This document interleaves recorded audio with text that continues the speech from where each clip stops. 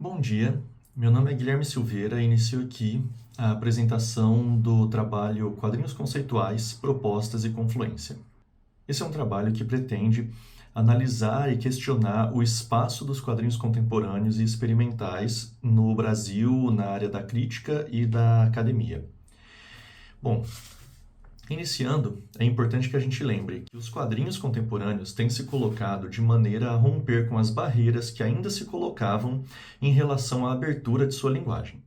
Como já afirmou Charles Redfield, os quadrinhos são efetivos em saltarem por sobre qualquer delimitação mais fechada, fazendo com que as abordagens mais especialistas cada vez mais não deem conta desse corpus. Como é característico das produções contemporâneas, torna-se difícil falar de evoluções ou hegemonia dessa ou daquela forma de fazer e circular o objeto artístico. Cada vez mais, as linguagens artísticas são pensadas a partir de seus atravessamentos, aberturas e desvios. A virada de milênio apresenta, nesses mais de 20 anos decorridos, todo o novo contexto que se cria de acesso aos meios de produção gráfica e a liberação dos autores para criarem, encontrarem e inventarem maneiras de materializar suas ideias, possibilitando que as histórias em quadrinhos se desdobrem em mais e mais experiências fora do comum. O contexto apresentado é o do espaço em que as investidas em diferentes poéticas são possíveis nas HQs. Entre essas poéticas, é possível encontrar produções que se voltam criticamente à própria linguagem, sistema e fazer. Essas características, já conhecidas da arte conceitual, vão marcar o que alguns autores passam a chamar de quadrinhos conceituais. E é esse o recorte que é pensado nesse trabalho, em uma busca primeiro por compreender essa denominação e, na sequência, em uma comparação com o que propunha Moacir Cirne com o conceito de quadrinhos experimentários. Antes de tudo, a arte conceitual é, ironicamente, de difícil conceituação. Como disse a crítica Lucy Lippard, nos anos de 1970, podem existir tantas definições de arte conceitual quantos forem os artistas conceituais. Mas, na procura de alguma delimitação, tendo em vista o que comumente vem recebendo tal nomenclatura, encontramos estratégias para a elaboração das obras que dão protagonismo à ideia produtiva. Envereda por proposições que deslocam o fazer e o público. Assumem uma atitude crítica em relação ao seu sistema, circulação e recepção. Assim, a arte conceitual tende a olhar para o interior da obra, quando esse interior é uma reflexão crítica como si mesma. Uma proposição em que a ideia se sobrepõe à narratividade ou à emotividade, ainda que possa se dar através dela. Por outro lado, quando se volta ao seu exterior, o faz pensando o espaço em que circula e como circula. Em resumo, a arte conceitual é um campo metalinguístico na produção artística de cunho bastante analítico acima do estético. Agora, em relação aos quadrinhos conceituais, em 2019, o quadrinista e pesquisador Ilan Manoir construiu no site Monoscope uma página para os quadrinhos conceituais, que define como quadrinhos que passam pela autorreflexividade material e pelo esgotamento crítico, operando pela distribuição e pela recepção. Está intrínseca a essa abordagem dos quadrinhos conceituais o aspecto crítico que aponta para a ausência de discurso crítico no sistema dos quadrinhos, e por isso mesmo toma para si esse local de questionamento e de proposição para o público, necessitando e estimulando a formação de um novo leitor de quadrinhos. As publicações do próprio Manoir tocarão essas questões, passando por quadrinhos em branco, como Blanco, de 2019, quadrinhos lavados, como Cascão, também de 2019, ou a criação de um livro-objeto de 21.450 páginas, no livro One Piece, de 2022. Em todos esses casos, o que Manoá está fazendo é jogar criticamente com formatos, personagens e obras, sempre em diálogo com o seu meio. Outro autor que procura definir os quadrinhos conceituais é o brasileiro Amir Kador.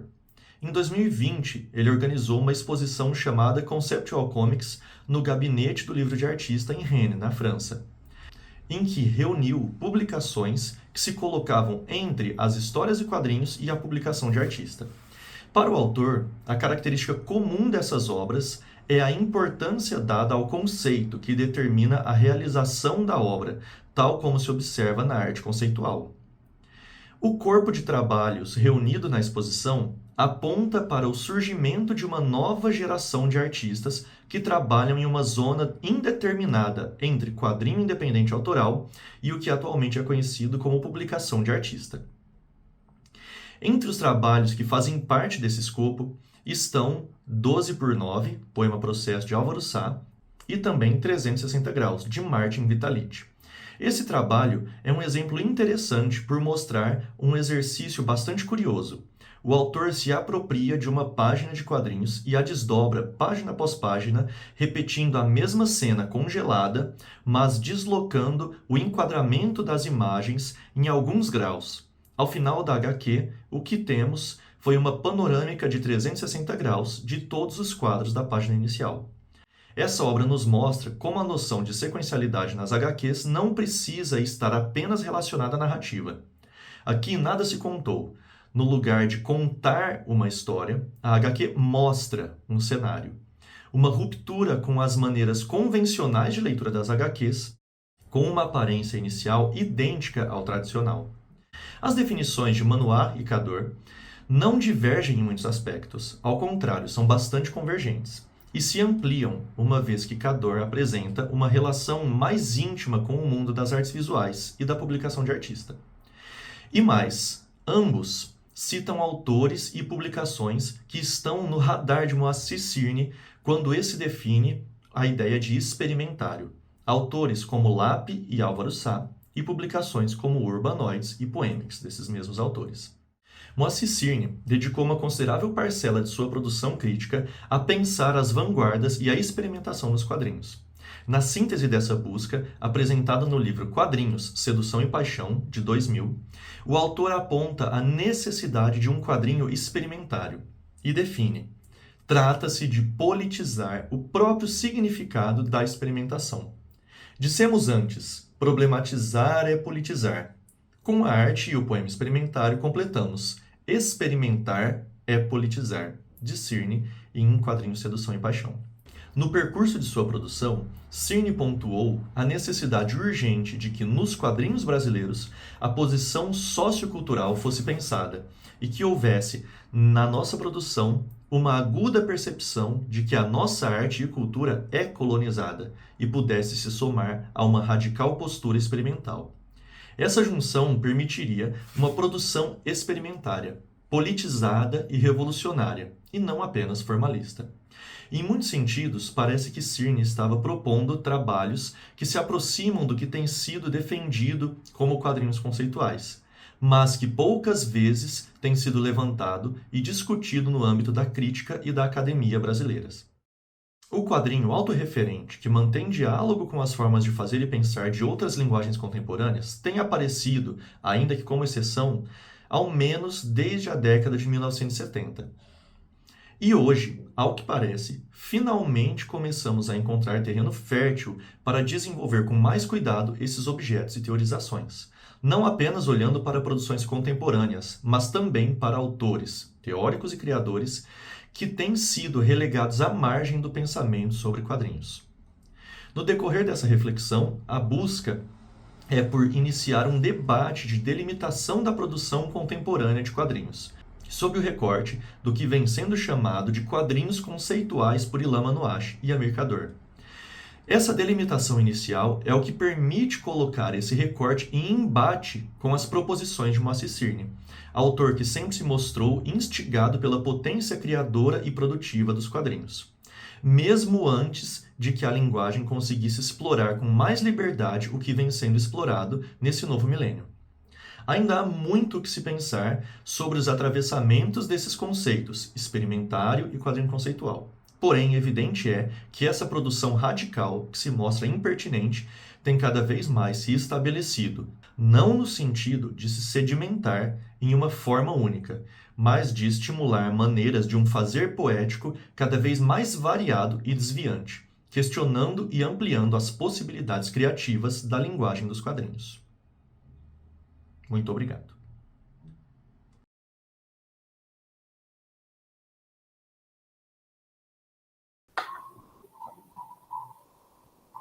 Olá, meu nome é Fernando Lacerda Santana, sou docente de mestrado do Programa de Pós-Graduação em Ciência da Informação da Unesp de Marília e hoje eu vou apresentar o artigo Randandandan, a perturbação do arquétipo do herói no mangá Chainsaw Man. Esse artigo foi escrito em coautoria com a doutoranda Etefânia Cristina Pavarini. Então, vou começar a apresentação. Então, eu vou começar a apresentação. Na nossa introdução, a gente demonstra que o ideal de herói vem desde o momento da Grécia Antiga, tanto que a palavra vem do grego, que é proteger e servir. E essa ideia do pensamento do herói vem daquela ideia da pessoa que está disposta a sacrificar a si mesma e as pessoas que amam por uma causa maior, para o bem de uma sociedade, para a salvação dessa sociedade e afins. De forma mais geral, muitas histórias e mitos seguem uma fórmula que atualmente é conhecida como a jornada do herói, em que o herói em questão possui características comuns a várias outras histórias, dando origem ao arquétipo do herói. O arquétipo do herói pode ser observado desde os primórdios da humanidade. Aqui a gente pode ver que marcamos algumas partes, né? E a origem do arquétipo do herói, como eu disse, que vem da Grécia Antiga, a gente pode ver que vem dos heróis clássicos, como Perseu, vindo da Grécia, e também podemos observar eles na mitologia grega, dos mitos dos nórdicos de Thor. Esses mitos foram transmitidos e reescritos ao longo dos anos, evoluindo até chegarmos aos super-heróis que conhecemos nas revistas contemporâneas. Então, esses mitos, tanto de Perseu e Thor, foram reescritos e sendo reinventados a cada vez que são retransmitidos e chegaram até os super-heróis que conhecemos atualmente. A gente pode ver isso dos heróis que se sacrificam, que morrem por um bem, por uma causa maior, nas histórias dos heróis americanos. E também é possível notar que o arquétipo do herói não se restringe apenas às culturas europeias e suas colônias, mas também está presente no Japão, China e no Ocidente de modo geral, sendo que a imagem do samurai é frequentemente utilizada como modelo do herói. Então, há muito tempo atrás, o arquétipo mais reconhecido no Japão e no Ocidente eram os samurais, né? Eles são utilizados, a gente pode ver até hoje nas histórias em quadrinhos, a gente pode ver o mangá Demon Slayer, ainda tem essa ideia do samurai, da honra, da espada, que a espada tem que ser cuidada, protegida, e tem um código de honra que você tem que seguir. Então tem todo esse pensamento de sacrificar para matar aquele mal maior, para salvar a vila, para salvar as pessoas, a sua família, e assim vai. Esse aspecto foi incorporado nos mangás, como por exemplo o primeiro mangá shonen, o Astro Boy, de Ozuma Tezuka, que utilizou diversos elementos visuais e narrativos dos quadrinhos americanos, como a jornada do herói. E esses elementos estão presentes em outros mangás do gênero, como eu citei anteriormente, Demon Slayer. Até a criação do mangá Chainsaw Man, onde o autor deturba o significado narrativo do herói e até ironiza a adoração ao heroísmo. Uma vez que o arquétipo do herói está presente em diversos modelos de narrativa, principalmente em histórias em quadrinhos, a gente pode levar isso a vários aspectos, né? Mas para a gente entender o que seria esse arquétipo do herói, a gente precisa entender um pouco da jornada do herói. Então a gente precisa voltar em Campbell, em 1989, que ele diz que a maioria dos mitos mundiais dos heróis contam basicamente a mesma história, chamada de monomito, ou jornada do herói. Esta jornada é um modelo universal de história que ocorre em todas as culturas e épocas, apesar de suas variações infinitas. De acordo com o modelo do herói do autor supracitado, o herói deixa seu lugar seguro e comum para se aventurar no mundo hostil e estranho, podendo ser uma jornada física ou interior, da mente, do coração ou do espírito do herói. A gente pode citar, igual anteriormente eu disse, Demon Slayer, que ele tinha o personagem principal, que é o Tanjiro, ele tinha uma vida perfeita com a sua família, até o momento que acontece um fato, que é a morte da sua família por Oni Muzan. E a partir daquele momento, ele entra num universo, né, dos caçadores de Oni, e entende todo aquele paradigma, todas as honras e glórias e sacrifícios que você tem, para ele chegar até o seu objetivo maior, que é matar Muzan e se vingar pela morte de sua família e até transformar sua irmã, Nezuko, em humana de novo, porque ela se torna um Oni. Em um paralelo à jornada do herói, Jungo, o psiquiatra Jungo, cita em sua obra em 1979, ele cita que existe um conceito do arquétipo, que são personagens ou energias que repetem sempre e refletem diferentes aspectos da mente humana. Jungo observou a correspondência entre personagens de sonhos de seus pacientes e arquétipos mitológicos e criou uma hipótese de que ambos vêm do inconsciente coletivo da humanidade. Os personagens recorrem nos mitos como o jovem herói, o velho sábio, o que muda de forma, o antagonista na sombra, também aparece em nossos sonhos e fantasias. Então, Jungo, a partir dos seus anotações dos seus pacientes, ele começa a perceber que todos aqueles heróis como Perseu, Thor, Aquiles, todos eles vêm do nosso inconsciente coletivo.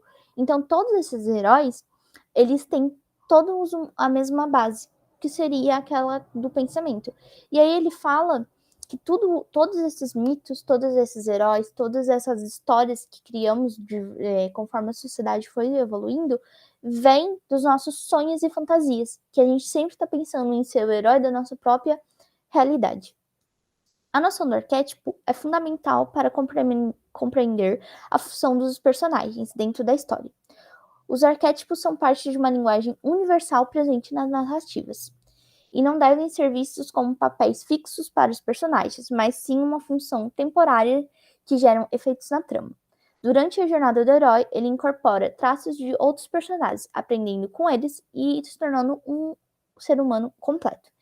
Então, a partir do momento que a gente vai falar desse arquétipo, a gente tem que entender também a jornada do herói, porque o herói não existe sem o arquétipo e a jornada não existe sem esse arquétipo do herói. Então, as duas estão vindo para se complementar sempre, quando estamos escrevendo e falando de narrativas. Na análise das histórias em quadrinhos e mangás, pode-se notar a presença do arquétipo do herói. Em obras como a do Superman, é possível ver heróis sacrificando para salvar o planeta, como na famosa história A Morte do Superman. Esses traços também são encontrados em mangás do gênero shonen, como em Beastars de Paru Itaguari, onde o protagonista se sacrifica várias vezes para salvar aqueles que ama. Outro exemplo, como o nosso objeto de pesquisa, é o Chainsaw Man, de Tezuka Fujimoto, na qual a trama se desenvolve a partir de um jovem que se funde com um demônio motosserra para se tornar um caçador de demônios.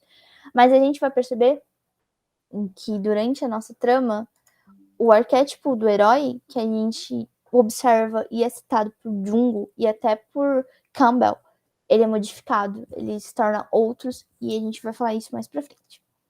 Então, o nosso objetivo de pesquisa o objetivo geral dessa pesquisa é demonstrar como o personagem principal do mangá Chainsaw Man, conhecido como Denji, acaba deturbando o arquétipo do herói. E os nossos objetivos específicos incluem a demonstração de como o arquétipo do herói está sendo modificado com o tempo e a necessidade de uma atualização desse arquétipo. A nossa metodologia se torna uma pesquisa de abordagem qualitativa e de natureza teórica, que se caracteriza como documental e descritiva. O mangá Chainsaw Man foi selecionado como nosso corpo de análise e o nosso método de pesquisa foi utilizando a análise de discurso. Mas o que seria análise de discurso? Então, seguindo o pensamento dos autores Silva e Batista, de 2015, a análise de discurso é definida como uma abordagem de estudo que abrange tanto perspectivas linguísticas quanto de outras áreas das ciências humanas e sociais, onde a linguagem surge a partir da funcionalidade social da língua. Nesse sentido, o discurso é entendido como uma união da leitura social e histórica, que é analisada e contextualmente levando em conta a estrutura linguística. Então, a gente vai analisar o discurso que está ali dentro daquela obra. A gente vai observar como que o pensamento do autor e até a nossa questão social histórica está influenciando o arquétipo do herói dentro daquela obra. Então, a nossa análise é através da leitura do texto de Vogler, de 2006, a gente foi observar que existem 7 classes distintas de heróis, sendo essas classes o herói verdadeiro, o herói relutante, o herói solitário, o herói solidário, o anti-herói, o herói trágico e o herói catalisador. E assim, depois de a gente observar essas classes que têm características próprias, a gente conduziu uma análise das características apresentadas pelos heróis na trama, em especial o protagonista Denji, para ver se ele se encaixa em algum desses modelos do arquétipo do herói. Então, aqui a gente traz um quadro e vamos ver se o Denji se encaixa em alguma dessas características. Então, os heróis verdadeiros, normalmente, eles são aqueles que estão esperando um chamado, um estopim, algo para eles se tornarem heróis. Eles têm essa angústia, esse anseio para serem heróis. Então, o Denji não se encaixa, porque ele não esperava se tornar um herói. Ele era um jovem que estava vivendo a sua vida com seu amigo demônio motosserra, que era o Pochita, e fazendo de tudo para pagar uma dívida que seu pai deixou para a Yakuza. E ele também não se sacrifica em nenhum momento por ninguém. Ele não se sacrifica por seu pai, não se sacrifica pelo Pochita, não se sacrifica pelos amigos que ele vai fazer durante sua trama. Ele se sacrifica por ninguém. E ele não tem um bem maior. Ele não vê a sociedade como um bem maior. Ele vê a sociedade como corrupta, que deixou ele sozinho, que deixou ele passar fome, que deixou ele passar necessidades. Então, para ele sempre só vê o mal da sociedade. Então, ele não entende por que ele deveria morrer para ajudar essa sociedade. Ele também não se enquadra na Heróis Relutantes porque ele não enfrenta obstáculos em sua jornada. Em nenhum momento ele está vendo para onde ele quer ir, se ele tem um obstáculo durante sua trama. Ele não liga. Todos os acontecimentos da trama acontecem por motivos de outras pessoas terem a sua jornada ali dentro. Ele também não é um herói solitário, porque ele sempre tá com alguém durante a trama. Durante a trama, no começo ele tá com o Pochita, depois ele vai estar com a Makima, depois ele vai estar com a Power, depois ele vai estar com o Aki, com os caçadores de demônios, e assim vai indo. Então, em nenhum momento ele consegue ficar sozinho durante a trama. E se sentir mal, se sentir solitário e querer ficar lutando contra esses demônios sozinhos. Não. E ele também não é um herói solidário, porque ele não ajuda ninguém durante a trama. Ele não ajuda o Aki a enfrentar os seus medos e suas angústias. Ele não ajuda ninguém, ele sempre é egoísta, ele pensa nele e nos seus objetivos próprios. Ele também não é um anti-herói, porque ele não tem demônios interiores. Em nenhum momento as ações que ele tem afetam ele e fazem ele pensar. E ele também não se importa com as questões internas. Na verdade, ele nem tem questionamentos internos. E quando ele tem, em um único momento, ele literalmente não liga. Ele fala, não, me importo, ele prefere, tipo, cortar a sua cabeça do que ficar pensando nesses questionamentos que tem. Ele, mesmo ele tendo uma história trágica, ele não fica abalado, e ele não fica triste. Igual quando ele teve que matar seus colegas, ele não se sente mal, ele só continua seguindo seus pensamentos egoístas. E ele também não é um herói catalisador, porque ele não ajuda ninguém na trama. Ele não vai ajudar o Aki, ele não vai ajudar a Power, ele não vai ajudar os caçadores de demônios, ele não ajuda ninguém. Ele só pensa em si e em como que ele pode chegar aonde ele quer e o que ele deseja. E ele acaba sendo manipulado por esses pensamentos, que a Makima manipula ele durante a trama. Depois, a gente já entra nas considerações finais. A gente pode ver que, com os nossos avanços da sociedade,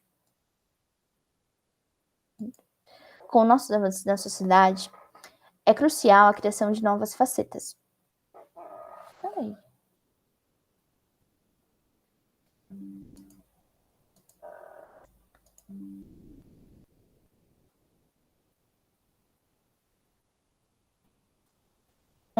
De novas facetas, né, para os personagens.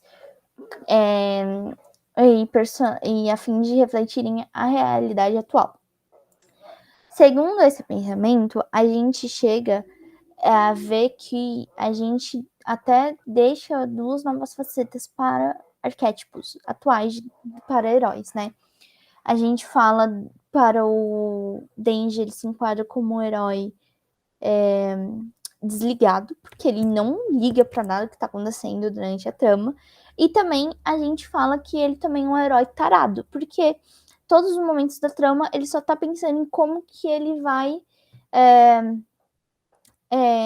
lidar com as pessoas e como que ele quer só ficar com meninas. Então, ele, em todos os momentos, tudo que ele faz é porque alguma menina fala, se você me ajudar, eu deixo você ficar comigo.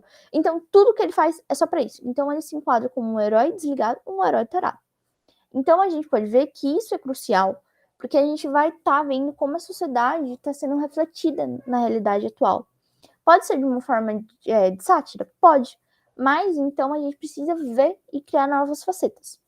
É importante observar o surgimento de novas obras e atualizar o desenvolvimento de modelos de arquétipos existentes para garantir que as narrativas futuras continuem a ser relevantes, atrativas e representativas para o público. Então, a gente precisa observar essas novas obras, essas obras que estão satirizando, essas obras que estão satirizando até o herói, e observar o que elas estão dizendo para a gente mudar até nossos arquétipos e ajudar nas criações de novos arquétipos de heróis. Assim, a gente traz nossas referências. E obrigada. Se vocês tiverem algum comentário ou dúvida, agora é a hora.